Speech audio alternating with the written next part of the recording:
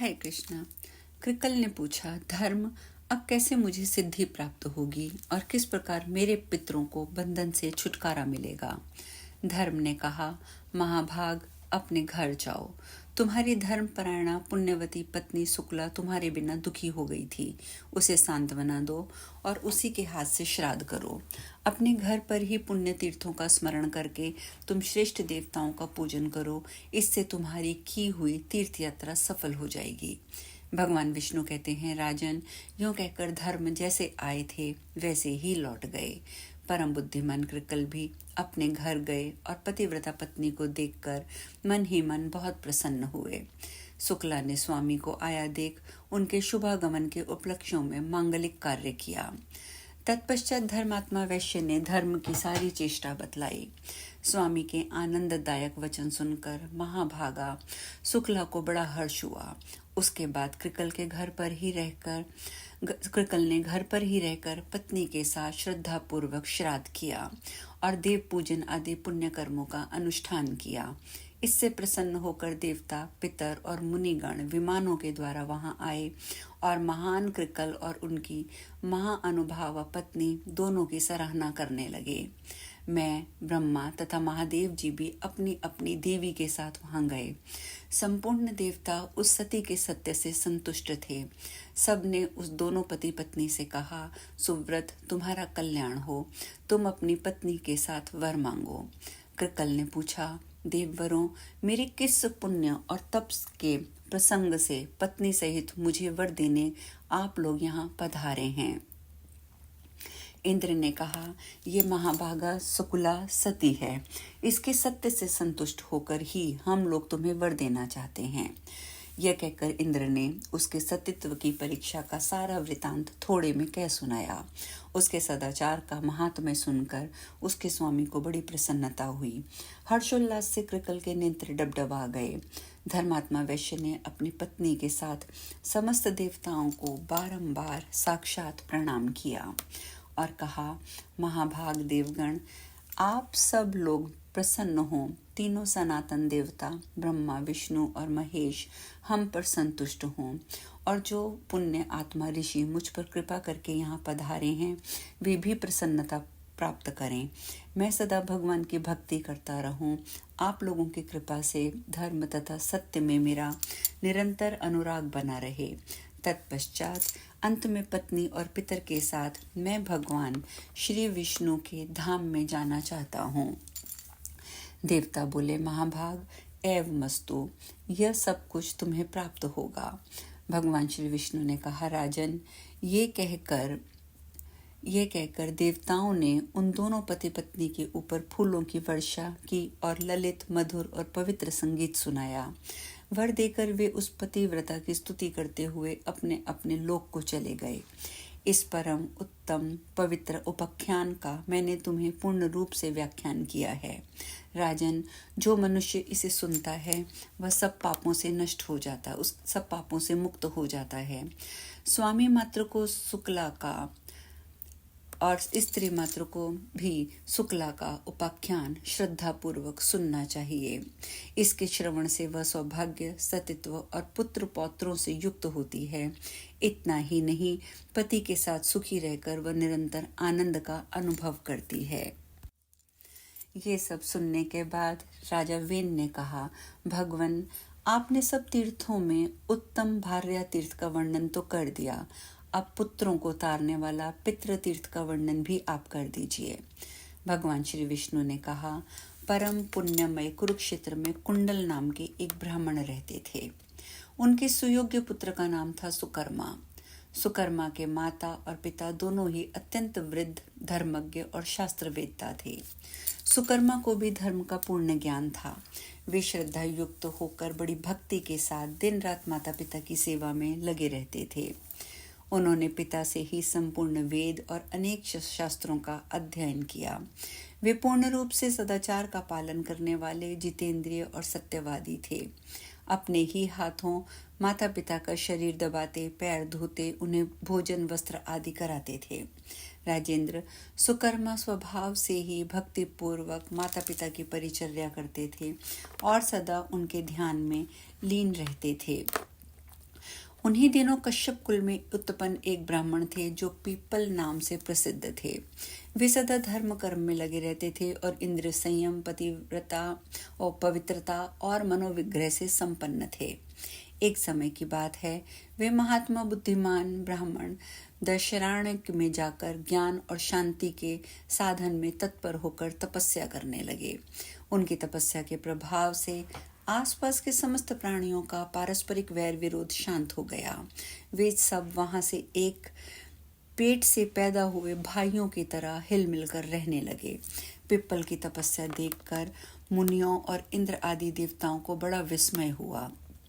देवता कहने लगे, अहो, इस ब्राह्मण की तपस्या कितनी तीव्र है, कैसा मनोनिग्रह है और कितना इंद्रिय संयम है।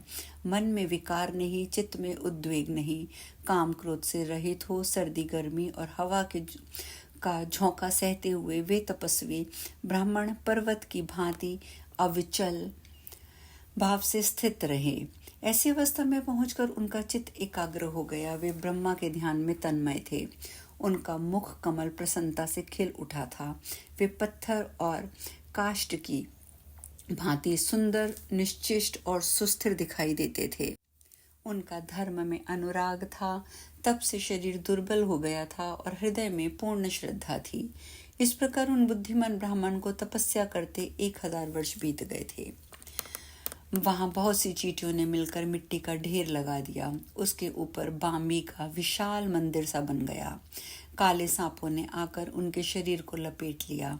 भयंकर विष वाले सर्प उन उग्र तेजस्वी ब्राह्मण को डस लेते थे, किंतु जहर उनके शरीर पर गिर जाता था। उनकी त्वचा को भेद कर भीतर नहीं फैल पाता था। उनके संपर्क में आकर सांप स्वयं ही शांत हो जाते थे। उनकी देह से नाना प्रकार की तेजोमयी लपटें निकलती दिखाई देती थी। पिप्पल तीनों काल तप में प्रवृत्त रहते थे। वे 3000 वर्षों तक केवल वायु पीकर रह गए। तब देवताओं ने उनके मस्तक पर फूलों की वर्षा की और कहा, महाभाग, तुम जिस जिस वस्तु को प्राप्त करना चाहते हो वह निश्चय ही प्राप्त होगी। तुम्हें समस्त अभिलिषित वस्तु पदार्थों को देने वाली सिद्धि स्वयं ही प्राप्त हो जाएगी।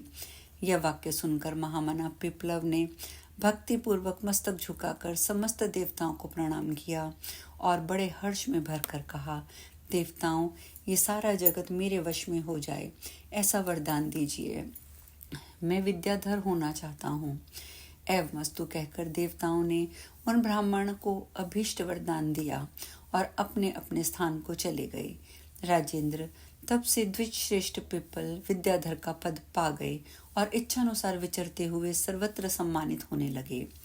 एक दिन महातेजस्वी पिप्पल ने विचार किया, देवताओं ने मुझे वर दिया है कि संपूर्ण विश्व तुम्हारे वश में हो जाएगा, अतः उसकी परीक्षा करनी चाहिए। ये सोचकर वे उसे आजमाने को तैयार हुए।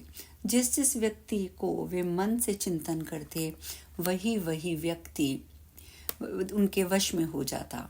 इस प्रकार जब उन्हें देवताओं की बात पर विश्वास हो गया, तब वे अहंकार से वशीभूत होकर सोचने लगे कि मेरे समान श्रेष्ठ पुरुष इस संसार में कोई दूसरा नहीं है। पिप्पल ने जब इस प्रकार की भावना की, तब उनके मन का भाव जानकर एक सारस ने कहा, ब्राह्मण, तुम ऐसा अहंकार क्यों कर रहे हो? मैं ही सबसे बड़ा हूँ। मैं तो ऐसा नहीं मानता कि सबको वश में करने की सिद्धि केवल तुम ही को प्राप्त है। पिप्पल, मेरी समझ में तुम्हारी बुद्धि मूढ़ है। तुम प्राचीन तत्व को नहीं जानते। तुमने 3000 वर्षों का तप किया है, इसी का तुम्हें गर्व है, फिर भी तुम यहाँ मूढ़ के मूढ़ ही रह गए। कुंडल के जो सुकर्मा नामक पुत्र हैं, वे विद्वान पुरुष हैं, उनकी बुद्धि उत्तम है, वे अवांछनीय और प्राचीन तत्व को जानते हैं। पिप्पल, तुम कान खोलकर सुन लो, संसार में सुकर्मा के समान महाज्ञानी दूसरा कोई नहीं है। उन्होंने दान नहीं किया, ध्यान नहीं किया, होम यज्ञ आदि कर्म भी नहीं किया, न तीर्थ करने गए, न गुरु की उपासना की। वे केवल माता पिता के हितैषी हैं, वेदाध्ययन संपन्न हैं और संपूर्ण शास्त्रों के ज्ञाता हैं।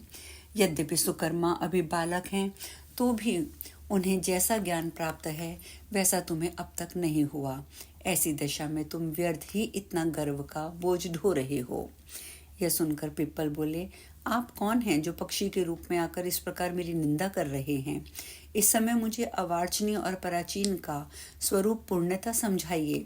सारस ने कहा, द्विश्रेष्ठ, कुंडल के बालक पुत्र को जैसा ज्ञान प्राप्त है वैसा तुम में नहीं है।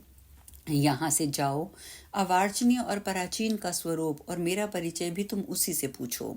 वे धर्मात्मा हैं, वे तुम्हें ज्ञान बतलाएंगे। सारस की बात सुनकर विप्र प्रवर पिप्पल बड़े वेग से कुंडल के आश्रम की ओर गए। वहां पहुंचकर उन्होंने देखा कि सुकर्मा माता पिता की सेवा में लग गए हैं। वे सत्य पराक्रमी महात्मा अपने माता पिता के चरणों के निकट बैठे थे। उनके भीतर बड़ी भक्ति थी। वे परम शांत और संपूर्ण ज्ञान के महान निधि जान पड़ते थे। कुंडल कुमार सुकर्मा ने जब पिप्पल को अपने द्वार पर आया देखा तो वे आसन छोड़कर खड़े हो गए और आगे बढ़कर उनका स्वागत किया। फिर उन्होंने आसन, पाद्य, अर्घ आदि निवेदन करके पूछा, महाप्राज्ञ, आप कुशल से तो हैं ना? मार्ग में कोई कष्ट तो नहीं हुआ? जिस कारण से आपका यहाँ आना हुआ है वह सब मैं बताता हूँ महाभाग। आपने 3000 वर्षों तक तपस्या करके देवताओं से वरदान प्राप्त किया है। सबको वश में करने की आप में शक्ति है और आपने इच्छानुसार गति भी पाई है। इससे उन्मत्त हो जाने के कारण आपके मन में गर्व हो आया है। तब महात्मा सारस ने आपकी सारी चेष्टा देखकर आपको मेरा नाम बतलाया और मेरे उत्तम ज्ञान का परिचय भी दिया। अब हम कथा में यहीं विश्राम लेंगे। शेष कथा कल करेंगे। हरे कृष्णा।